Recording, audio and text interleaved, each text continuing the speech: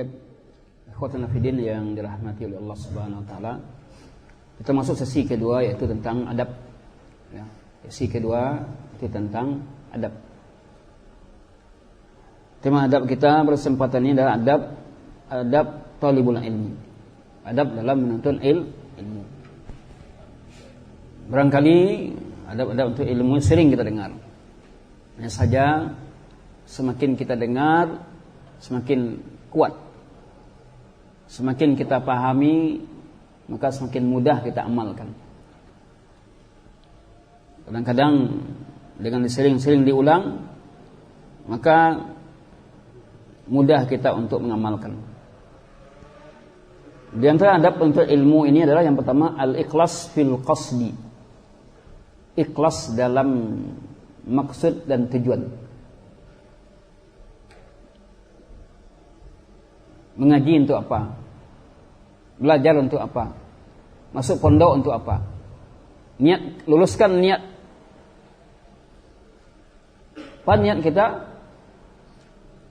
Untuk mencari ridha Allah, untuk mengangkat kebodohan diri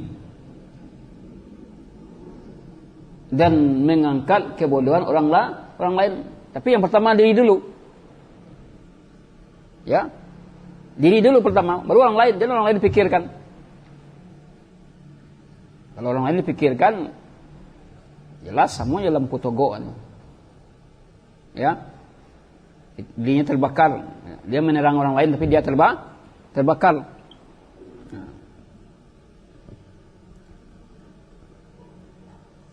Maksud kita belajar itu apa? Ilmu yang harus kita cari.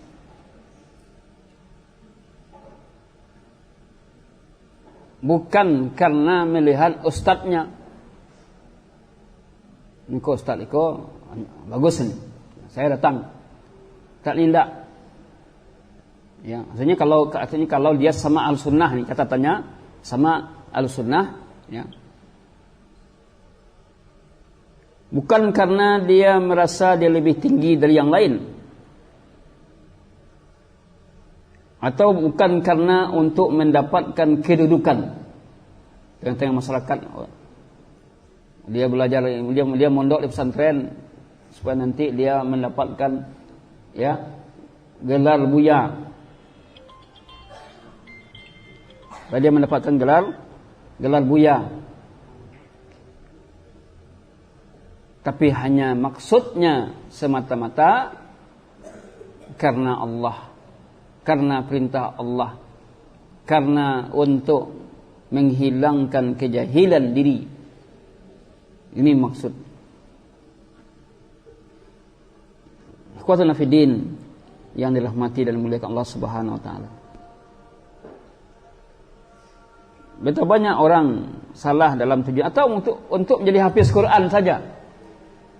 Setelah itu untuk menjadi hafiz Quran lah. Karena sekarang booming hafiz ini lebih dikedepankan hafiz. Padahal hafiz untuk hafiz itu kan sunnah hukumnya. Ya. Kalau kita lihat apa doa Nabi kepada Ibnu Abbas? Allahumma faqihu fid din wa 'allimhu ta'wila. Ya Allah, berikan kefaqihan dia dalam agama dan ajarkan dia ta'wil, tafsir. Kenapa nak doakan Nabi Allah jadikan dia hafiz Quran? Namun bukan berarti merendahkan hafiz Quran, enggak. Tapi yang penting itu terlebih dahulu adalah kepahaman dengan din, dengan agama. Jika kita paham dengan din, dengan agama, insyaallah hafiz itu mudah. Paham kita dengan din, dengan agama. Sekarang banyak orang hafiz Quran tapi ya banyak bid'ah-bid'ah yang lakukannya. Karena dia hanya mendahulukan tahfiz Quran. Tapi ilmu itu dulu yang kita dahulukan.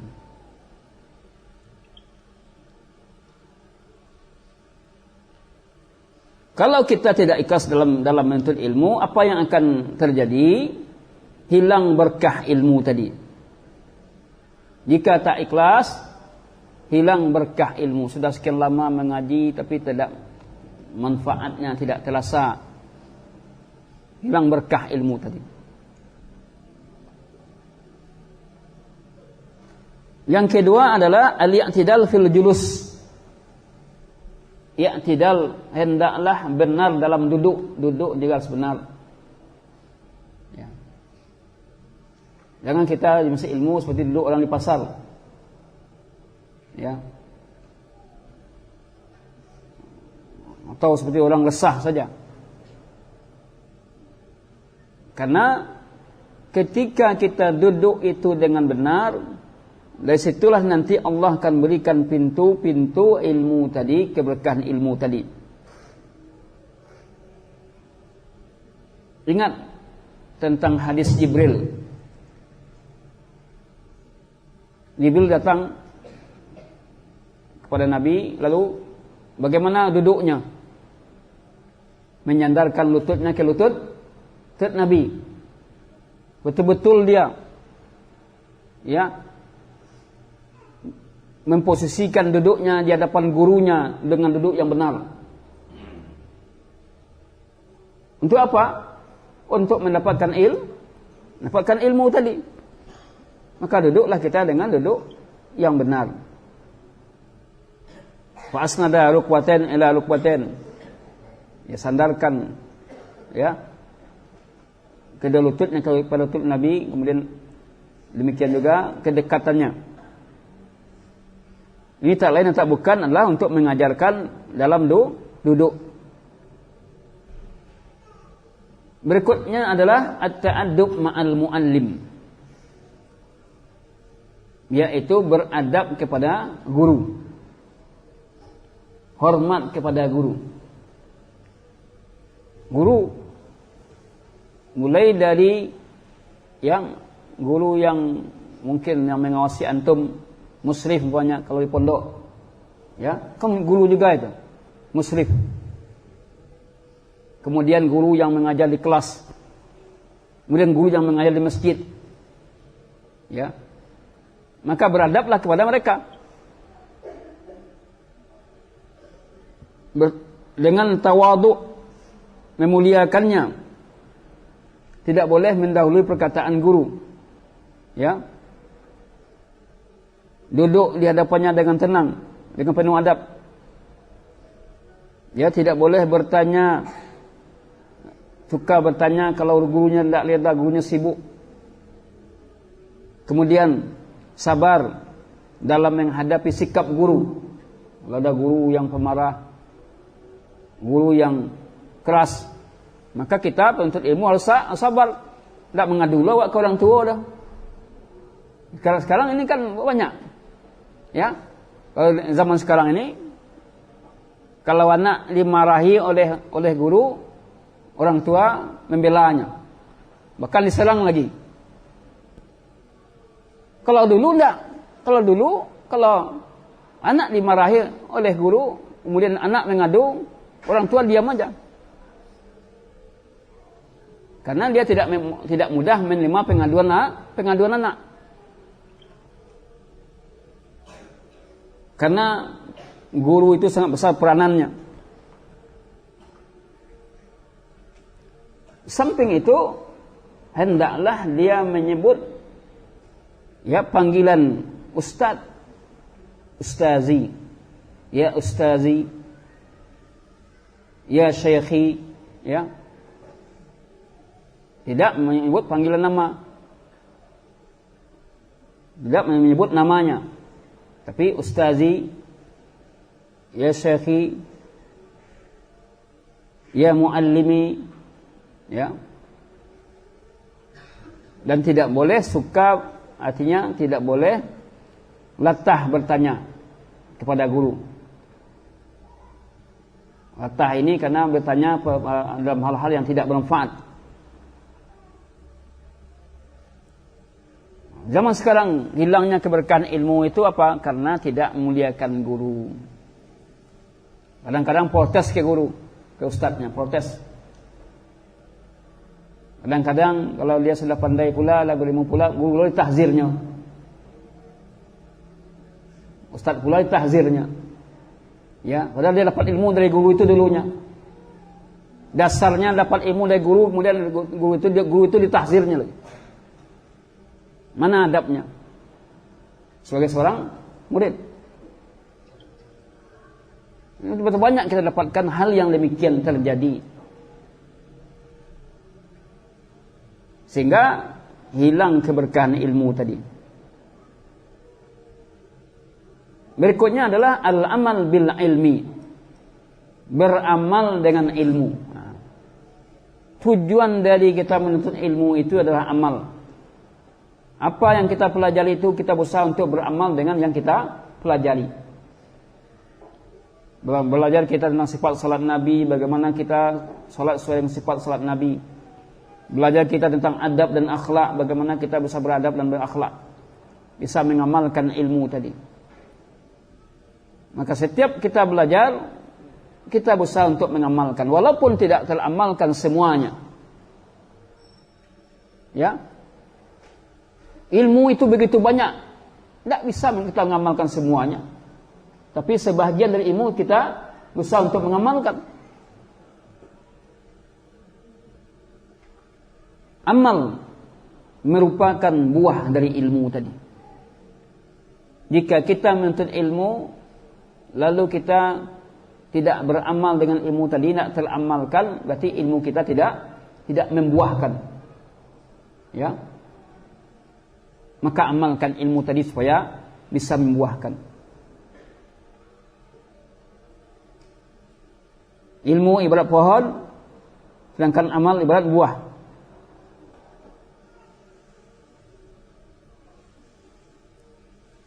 Berikutnya adalah adab dalam menuntut ilmu, istis'aru muraqabatullahi azza wa jalla. Hendaklah kita merasa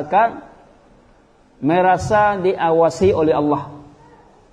Merasa diawasi oleh Allah. Penuntut ilmu, karena dia sudah tahu, kadang-kadang banyak godaannya. Kadang-kadang perbuatan yang makruh, perbuatan yang haram kadang terlampau saja. Ya karena kita tahu, karena kita sudah tahu.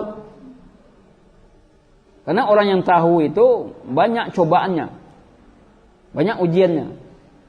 Dia menganggap remeh. Ya, dia menganggap remeh perkara-perkara agama. Sudah biasa aja baginya lagi. Oleh karena itulah mesti ada muraqabatullah, merasa diawasi oleh Allah. Antum ya, untuk ilmu pulang kampung, Ustaz sudah mengumumkan jangan banyak main HP. Ya. Karena muraqabatullahnya tidak ada, masa diawasi oleh Allah tidak ada. Sementara orang tuanya tidak menegurnya. Akhirnya apa? Semakin rusak dia. Ketika tidak diawasi oleh Allah, dia tidak merasa diawasi oleh Allah. Ingat bahwasanya Allah itu melihat yang kita lakukan. Allah itu mendengar, Allah itu mengetahui. Wa huwa ma'akum aynama kuntum. Dia bersama kamu di mana saja kamu berada. Oleh karena itu muraqabatullah mesti ditanamkan. Sebagaimana ada seorang anak yang mengembala kambing, cerita seorang pengembala kambing, datang sekelompok sahabat. Ketika itu sahabat itu bertanya, untuk menguji anak ini, tabi' juallah kambing ini 1 ekor kepada aku. Jadi dia ingin bermaksud menguji dengan membeli kambing tadi. Lalu apa katanya? Hadza laysa li. Kambing-kambing ini bukan milikku. Apakah tuan kamu tahu berapa jumlahnya? Ya enggak. Bilang saja nanti dimakan serigala. Kan tidak ada yang tahu. Kalau kamu jual 1 kepada aku, kan tidak ada yang tahu. Betul, tidak ada yang tahu. Tapi ada yang maha tahu. Siapa itu? Langsung dia menunjuk ke atas. Allah. Padahal dia masih usia sekitar usia 12 tahun atau 10 ya. sampai usia 12 tahun, masih kecil. Akan tetapi karena sifat muraqabatullah, merasa diawasi oleh Allah itu sudah tinggi, ya, sehingga dia tidak tergoda dengan godaan. Karena dia tahu Allah melihat, Allah mengintai setiap perbuatannya, maka tanamkan muraqabatullah, merasa diawasi oleh Allah. Menuntut ilmu ya seperti tidak boleh mencontek dalam ujian, ya. Dia takut atau bertanya, kenapa? Karena Allah tahu. Walaupun gurunya tidak tahu, walaupun pengawasnya tidak tahu. Kemudian di antara adab dalam ilmu, igtinamul waqti bil faidah, menggunakan waktu sebaik mungkin. Memanfaatkan waktu sebaik mungkin. Ingat, waktu itu nikmat yang besar. Dia tidak akan pernah waktu itu terulang lagi. Penyesalan yang akan muncul di belakang hari ketika kita menyia-nyiakan waktu. Menyesal. Ya, kenapa nak dari dulu saya bertobat? Kenapa nak dari dulu saya menghafal Quran? Ya. Oleh karena itu jangan sia-siakan waktu. Terutama waktu-waktu senggang, waktu-waktu kosong. Nah, kini kan banyak waktu kosong dimanfaatkan untuk HP, main game, segala macamnya, maka ini hal yang merugikan. Gunakan waktu kita untuk baca Quran, mendengarkan pengajian, untuk urusan dunia. Waktu itu manfaatnya ada kembali kepada dua hal. Manfaat yang berhubungan dengan dunia dan manfaat yang berhubungan dengan agama. Ya. Maka gunakan waktu kita kepada manfaat yang berhubungan dengan kedua-duanya, tetapi tentu perhatian kita kepada agama lebih tinggi dibandingkan dengan dunia. Karena Nabi ketika berdoa, beliau berdoa terlebih dahulu untuk perbaikan agamanya. Siapa hafal doanya?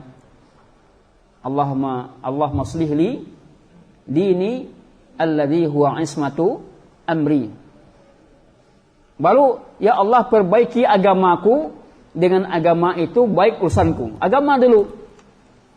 Baru Allahumma aslih li dunyaya. Ya Allah perbaiki duniaku. Karena tidak akan mungkin kita akan memperbaiki dunia kita kalau agama kita tidak kita perbaiki. Maka rusaknya orang sekarang ini adalah karena tidak memperbaiki agamanya. Perbaiki agama kita, akidah kita, ibadah kita, muamalah kita. InsyaAllah dunia kita akan diperbaiki oleh Allah.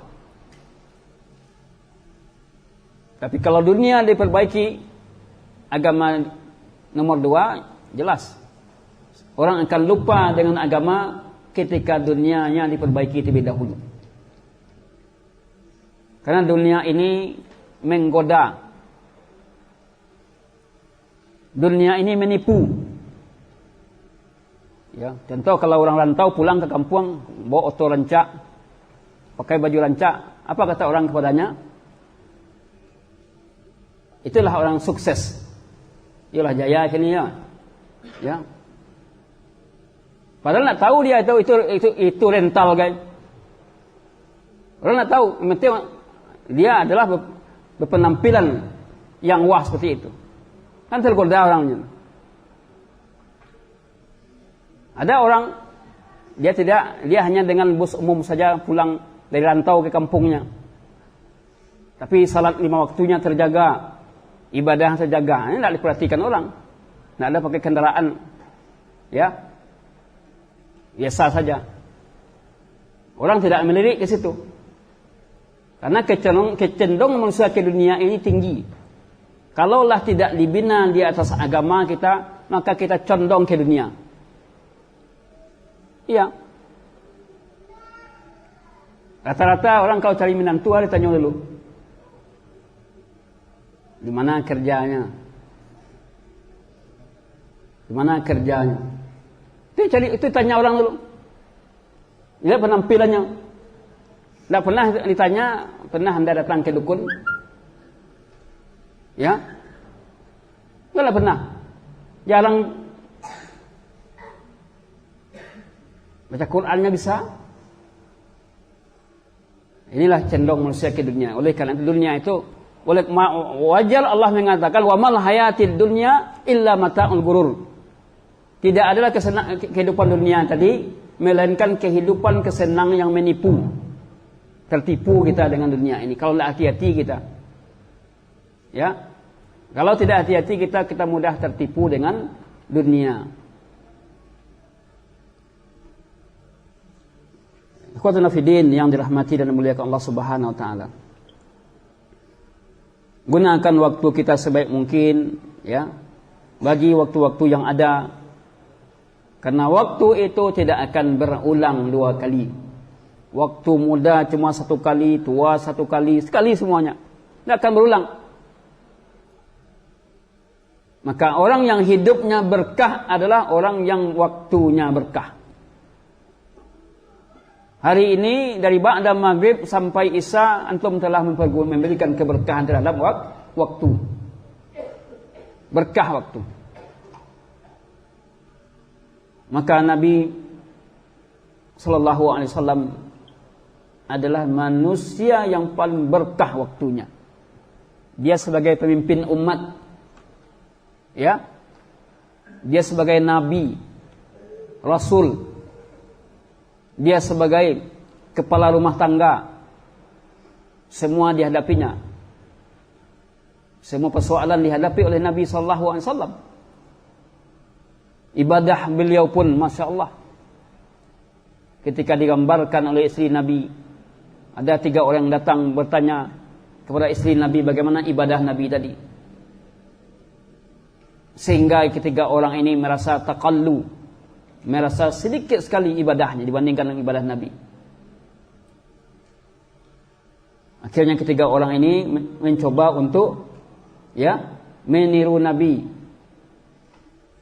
dengan bersumpah. Yang pertama, saya ingin seperti Nabi, saya tidak nikah, membujang saja. Yang kedua, apa tujuannya supaya bisa beribadah seperti ibadah Nabi. Yang kedua, saya salat malam terus, tidak tidur-tidur. Ya, yang ketiga saya puasa terus. Akan tapi rupanya sikap seperti ini juga tidak benar. Gulu namanya. Berlebihan. Iyyakum wal gulu, jauhlah dari kalian sifat gulu. Sikap berlebihan itulah yang membinasakan umat-umat terdahulu. Sampai ketika Nabi, 3 orang ini dipanggil oleh Nabi, aku orang yang paling takwa kepada Allah, orang yang paling takut, aku berpuasa, aku juga berbuka, aku juga berkeluarga, ya, aku juga tidur. Faman raghiba an sunnati falaysa minni. Siapa yang benci sunnahku, maka ia tidak termasuk ke dalam golonganku. Maka sifat gulu juga tidak boleh.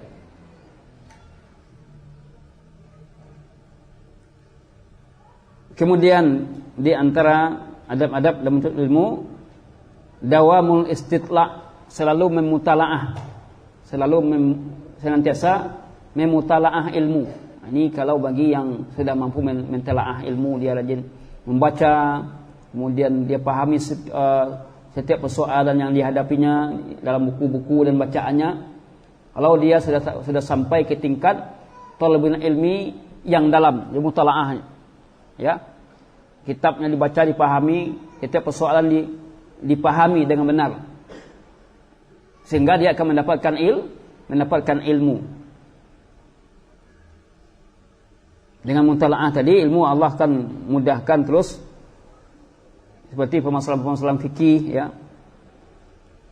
Berikutnya adalah al-hissu ala mujalatis salihin, mencari teman yang saleh atau bermajlis dengan orang-orang saleh, dari teman yang baik. Karena pengaruh teman itu sangat menentukan kebaikan kita. Oleh karena itu Nabi katakan al-mar'u ala dini khalilihi. Seseorang itu berada pada agama temannya. Ingin lihat seseorang lihat temannya. Betapa banyak orang yang awalnya baik, taat, namun berteman dengan orang yang jahat jadi jahat. Oleh karena itu para tulab yang dirahmati Allah, bertemanlah dengan teman yang baik. Kalau kita tidak baik, kita berteman dengan orang yang baik. Jangan kalau kita sudah baik, kita cari orang yang tidak baik. Kalau kita bisa mempengaruhinya, bagus. Tapi jangan-jangan kita yang dipengaruhinya. Dengan berteman inilah, teman itu mengingatkan kita ketika kita keliru, ketika kita salah. Ya. Tidak selalu mengiyakan kata kita kalau kita salah. Maka cari teman yang baik untuk meningkatkan kualitas kita. Berikutnya adalah tawadhu, rendah hati. Ya. Tawadhu atau rendah hati. Jangan kita tinggi hati. Hendaklah kita rendah hati. Kalau orang yang tinggi hati akan timbul kesombongan. Penuntut ilmu jangan sampai sombong. Karena kesombongan itu akan menyebabkan terhalangnya kita mendapatkan hidayah. Ya. Terhalangnya seorang mendapatkan hidayah karena sombong. Mungkin karena dia banyak duit, mungkin karena dia pejabat, ya. Sedangkan kita hanya orang biasa saja. Tidak mau dia mendengarkan kata kita atau tidak mau dia mengikuti apa yang kita katakan. Al-kibru batul haq wa gamtun nas. Kibir itu adalah batul haq, menolak kebenaran, wa gamtun nas, dan melecehkan manusia. Maka jauhkan diri dari kesombongan. Sehingga ketika kita tawadhu, Allah akan tancapkan ilmu itu ke dalam hati kita ketika kita tawadhu. Berikutnya ada as-sabar.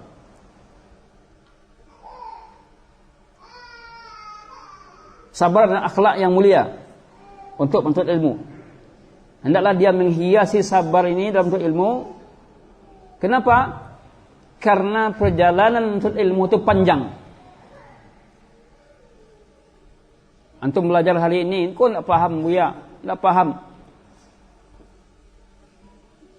Besok datang lagi. Kalau tidak, bertanya lagi. Karena Allah tidak berikan ilmu itu sekaligus. Tidak. Kalau sekaligus Allah berikan ilmu itu jadi alim langsung antum. Allah berikan ilmu itu bertahap.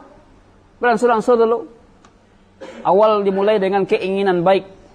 Kemudian sudah mulai berangkat lagi pindah lagi kepada kecintaan, mulai mengamalkan. Ya. Maka harus sabar. Jangan tiap sebentar lihat jam. Kalau jam berapa bujak aku lamun. Saya masih ingat itu di satu majelis di Kota Padang. Waktu itu kita mengkaji usul salasah. Masuk sabar situ. Lalu ada seorang jemaah melihatkan jamnya. Jam berapa kebuya. Tarawih waktu itu bulan puasa. Lalu saya sampaikan, nah apa? Tadi yang mau mengaji tentang sabar baru. Ya. Sabar Pak. Saya tahu, ya. Mari kita sabar. Jadi jika tak sabar kita, maka terhalang kita mendapatkan ilmu tadi. Kemudian cobaan ilmu itu banyak. Gangguan teman, disakiti oleh orang lain, apalagi anak-anak pondok, ya. Kadang-kadang tak betah di pondok. Ada teman yang jahat, ada teman yang usil. Akhirnya dia ngadu pada orang tuanya untuk pindah. Jangan, ya. Antum harus sabar. Apabila seorang anak pesantren mampu dia hidup di pondok, ya, maka insya Allah nanti di masyarakat dia akan bisa hidup. Kenapa demikian? Karena kehidupan pondok pesantren itu sama dengan kehidupan masyarakat kecil. Itu ada teman antum yang banyak yang sifatnya beda-beda kan. Ada suka meledek, ya. Ada manja, ada yang keras. Antum mampu menghadapi teman-teman tadi dengan sabar, ya. Meskipun disakiti, tapi dia sabar menghadapi, maka insya Allah di kehidupan masyarakat nanti akan bisa hidup. Ketika dia sabar tadi. Maka kesabaran ini sangat dibutuhkan dalam setiap keadaan, dalam setiap hal. Sangat butuh kesabaran. Menuntut ilmu itu perjalanan yang panjang. Ya. Kalau seseorang yang menuntut ilmu sesuai dengan kadarnya, kapasitasnya, kalau kapasitasnya menuntut ilmu hanya dengan mendengarkan pengajian terus, ya bagus, ikuti pengajian. Karena itu yang bisa. Ya. Kalau dia menuntut ilmu karena dia masih muda, masih kecil, ya, kemudian kemampuan dirinya masih panjang, usianya masih muda, maka masuk pondok pesantren atau masuk ma'had supaya dia bisa lebih mendapatkan ilmu. Dan itu dalam masa yang lama, dalam masa yang panjang. Maka sabarlah dalam menuntut ilmu tadi. Sabar dalam menghadapi ujian-ujiannya, cobaan-cobaannya. Kemudian ada mulhaya minas soal, yaitu tidak malu bertanya. Seorang untuk ilmu tidak malu bertanya. Kalau ada persoalan dia bertanya. Untuk apa bertanya? Agar dia terhindar dari kejahilan. Dia bertanya itu karena tidak tahu. Tidak boleh bertanya menguji ustaz, menguji buya. Atau dia bertanya untuk membanding-bandingkan. Padahal dia sudah tahu jawabannya. Tahu dia bahwa ustaz ini berbeda dengan ustaz yang itu. Dia bertanya untuk membanding-bandingkan. Nah, ini juga salah cara bertanya. Bertanyalah kita karena tidak tahu. Kalau sudah tahu, tidak usah bertanya. Karena nanti akan menjadi persoalan kalau kita sudah tahu bertanya. Kalau jawabannya beda nanti, maka kita belum bisa untuk menyaringnya. Ya. Maka tidak boleh kita malu untuk bertanya. Namun juga jangan suka bertanya terus. Artinya kalau dia suka bertanya, rajin bertanya, akhirnya pertanyaan yang tidak manfaat ini juga tidak boleh. Nanti bisa jadi seperti Bani Israel. Bertanya tapi untuk menyulitkan dirinya. Dia bertanya untuk menyulitkan diri. Bertanyalah untuk memudahkan urusan kita, bukan untuk menyulitkan diri kita. Di antara adab berikutnya adalah tidak disibukkan dengan urusan dunia. Dunia bukan kita tinggalkan. Dunia kita cari dalam kadar kebutuhan, untuk memenuhi kebutuhan saja. Jika telah melebihi kebutuhan kita sudah bisa hidup, sudah bisa makan, sudah bisa membiayai kehidupan keluarga kita, ya sudah. Gunakan waktu lain untuk beribadah kepada Allah, untuk menuntut ilmu. Rata-rata penyebab orang itu jahil, bodoh adalah karena tidak mau menuntut ilmu. Rata-rata yang menyebabkan binasanya orang, kerusakan umat sekarang ini adalah hubbud dunia, cinta kepada dunia. Ya. Kecintaan kepada dunia ini menghalang orang untuk mendapatkan ilmu. Kenapa tidak hadir pengajian, sibuk, ya, sibuk. Kalau bilang sibuk itu akan tetap ada terus. Kesibukan tidak pernah henti-hentinya. Kalau kita tidak, ya, menggunakan waktu kita, sebagian waktu kita kepada perkara yang bermanfaat, jelas waktu itu akan terus bergulir. Kesibukan tidak akan pernah henti. Pandailah kita untuk membagi waktu, ya, sehingga amanah-amanah dari apa yang telah Allah berikan bisa terjaga oleh kita. Wallahu a'lam bishawab. Ini yang bisa kita sampaikan kajian kita pada kesempatan ini. Semoga faedah dan manfaat, menambah ilmu kita semua, khususnya para penuntut ilmu, ya. baik penuntut ilmu dalam kapasitas talib, anak pondok, baik penuntut ilmu dalam artian kita masyarakat umum tetap mempunyai adab-adab seperti itu, sehingga dengan adanya adab-adab penuntut ilmu, ilmu kita ini akan diberkati oleh Allah dan dimudahkan urusan kita menuntut ilmu, dan segala persoalan-persoalan kita pun dimudahkan oleh Allah, karena ilmu itu akan memberikan keberkahan dalam hidup kita, keberkahan, kebaikan kita, perubahan hidup kita. Dengan ilmu akan berubahlah pola hidup kita. Sebaliknya orang yang jahil, maka pola hidupnya pola hidup yang merusak dirinya. Sallallahu alaihi nabiyina Muhammadin wa ala alihi wa sahbihi wa akhiru da'wana alhamdulillahirabbil alamin. Assalamualaikum warahmatullahi wabarakatuh.